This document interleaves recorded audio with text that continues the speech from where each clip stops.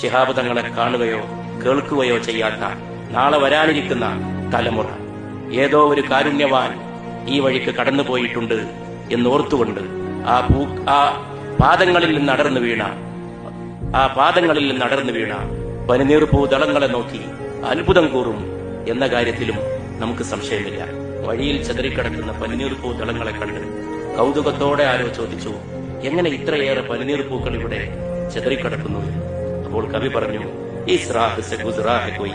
ഈ വഴിക്കാരോ പോയിട്ടുണ്ട്. തലമുറകൾക്ക് ശേഷം ഇവിടുത്തെ മതരംഗം പറയും, ഈ വഴിക്കാരോ പോയിട്ടുണ്ട്. രാഷ്ട്രീയം പറയും, ഈ വഴിക്കാരോ പോയിട്ടുണ്ട്. ഇവിടെ ഉയർന്നു നിൽക്കുന്ന വിദ്യാഭ്യാസത്തിന്റെ മണിമന്ദിരങ്ങളും ഉത്തുംഗ ഗോപുരങ്ങളും, ആ ഗോപുരങ്ങൾ വിളിച്ചു പറയും, ഈ വഴിക്കാരോ പോയിട്ടുണ്ട്, ഈ വഴിക്കാരോ സഞ്ചരിച്ചിട്ടുണ്ട്. പുതിയ പുതിയ സാംസ്കാരികമായിട്ടുള്ള സമസ്യകളെ നേരിടാൻ നാം ഒരുങ്ങുമ്പോൾ ഈ വഴിക്കാരോ പോയിട്ടുണ്ട്.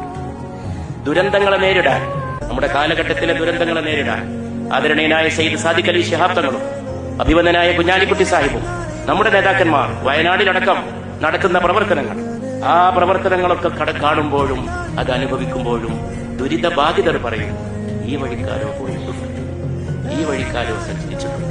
Is രാഹ് say ഗുസ്റാ he Koi